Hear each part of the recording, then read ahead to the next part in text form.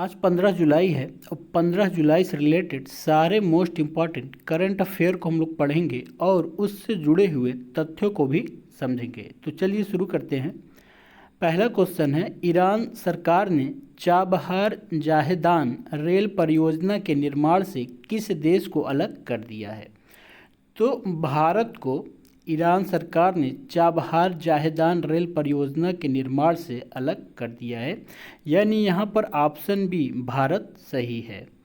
Iran सरकार ने Chabahar port Zahedan railway line परियोजना के निर्माण से भारत को छोड़ने का फैसला लिया है और अपने दम पर परियोजना के निर्माण के साथ आगे बढ़ने का भी फैसला लिया है। रेल परियोजना से भारत को हटाने की वजह के रूप में भारत से फंड की देरी का उल्लेख किया गया है।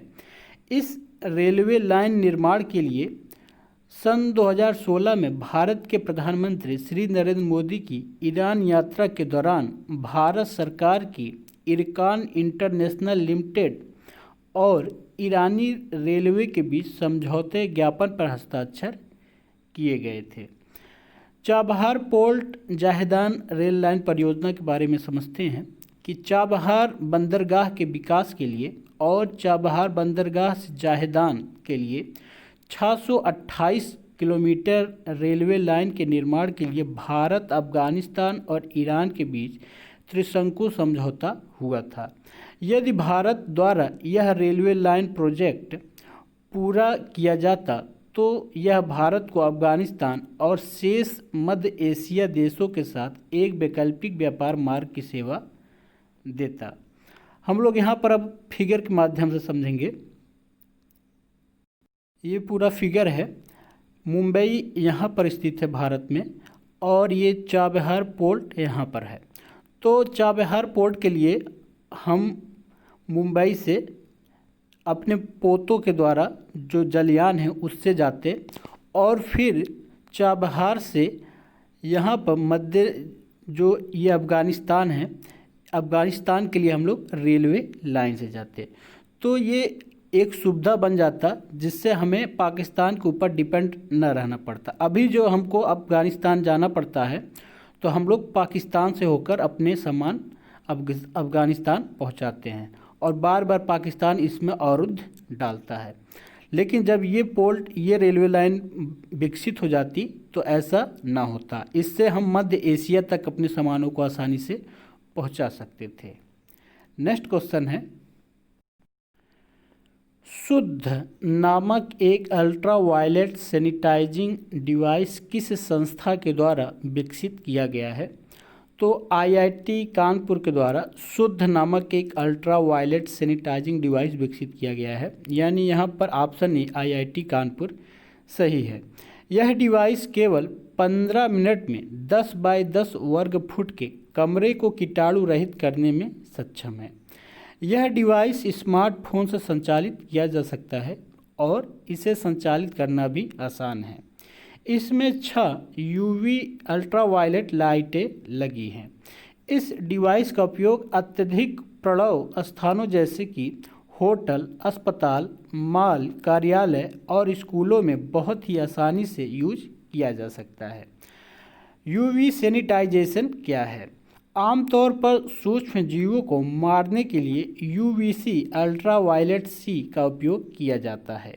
इसमें दवा प्रतिरोधी बैक्टीरिया भी शामिल है। यूवीसी मनुष्यों के लिए भी खतरनाक है क्योंकि ये खास तौर पर मनुष्यों के त्वचा और आँखों पर भी प्रभाव डालता है। अब हम यहाँ पर उत्तर प्रदेश के बारे में जानेंगे।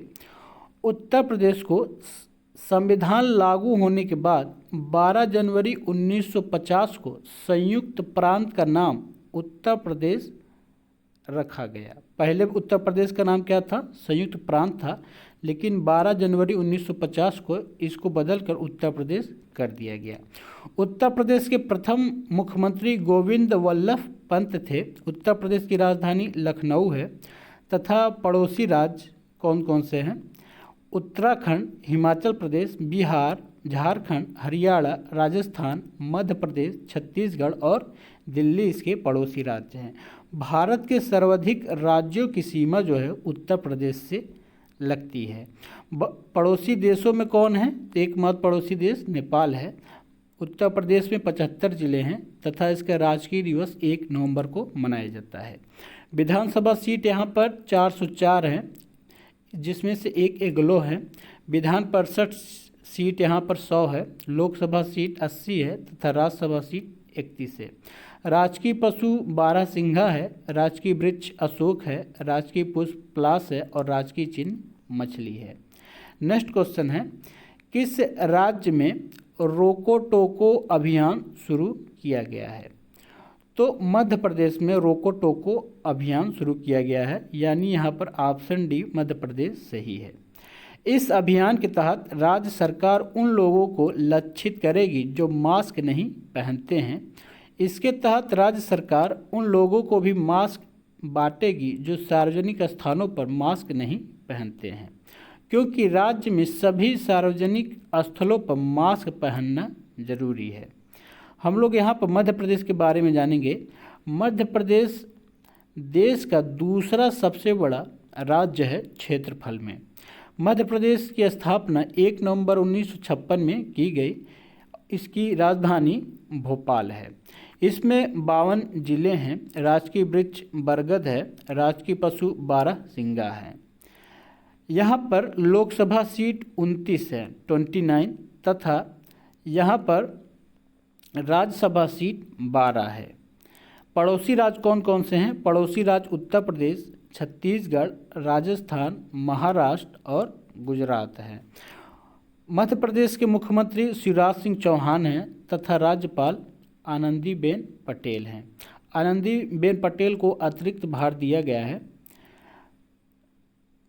यहाँ के पहले राज्यपाल कौन थे?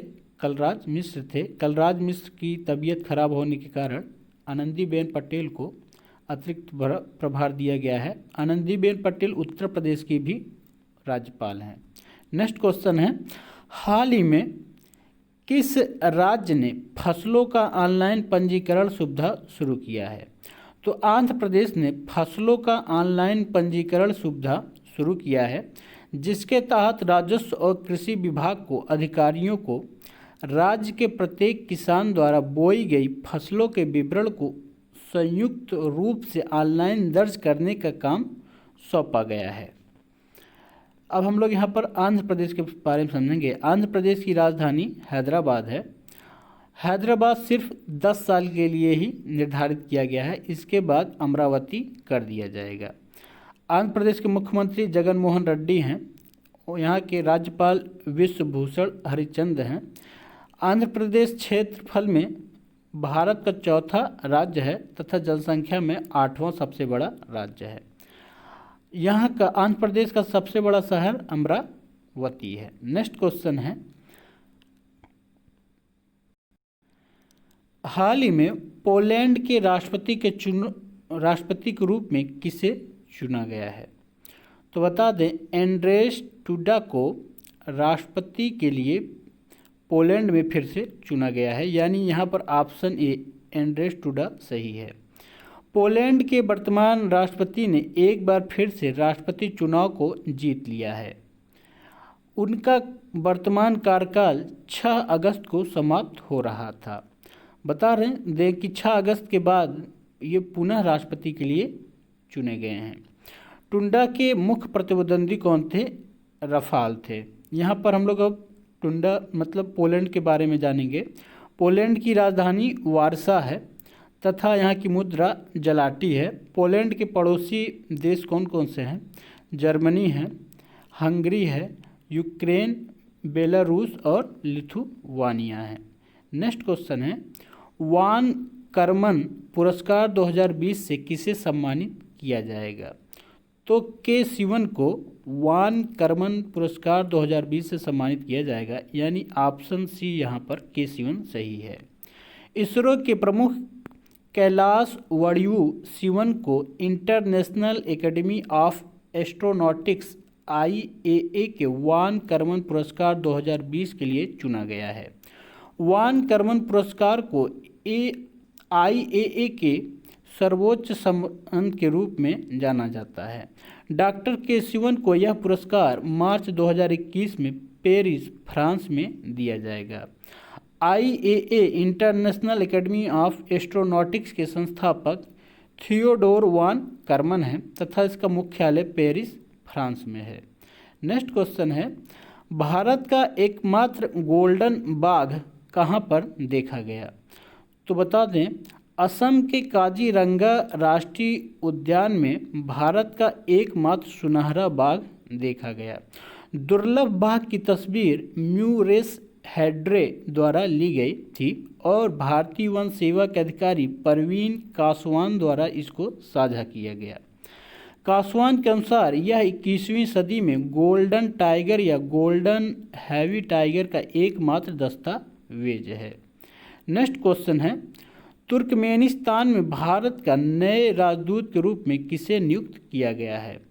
तो विदेश मंत्रालय के बैच 2002 के एक विदेश सेवा अधिकारी विधु पीस नायर को तुर्कमेनिस्तान में भारत के अगले राजदूत के रूप में नियुक्त किया गया है। नायर वर्तमान में विदेश मंत्रालय में निर्देशक के रूप में सेवारत हैं। नेक्स्ट क्वेश्चन है, देश का अगड़ा हुआ राज्य कौन है जो PM स्वनिधि योजना के कार्यान्वयन में सबसे आगे है? तो मध्य प्रदेश सबसे अगड़ा हुआ है PM स्वनिधि योजना में पूरे भारत में, यानी यहाँ पर ऑप्शन बी मध्य प्रदेश सही है।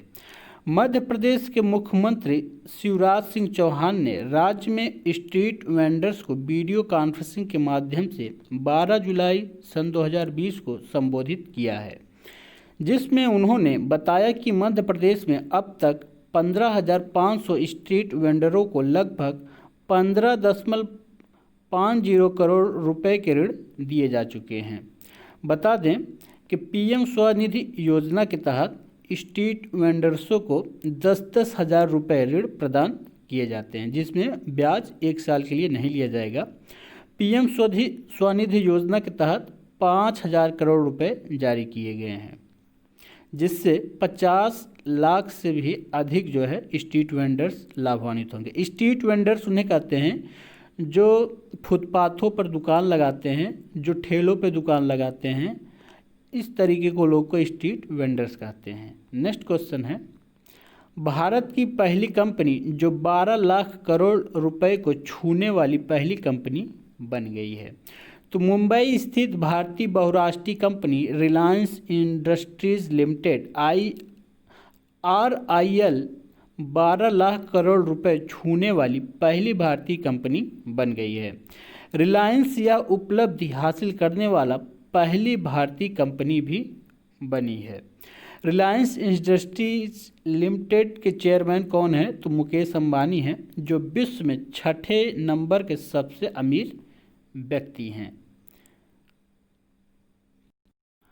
ये था आज का हमारा मोस्ट इम्पॉर्टेंट करंट अफेयर।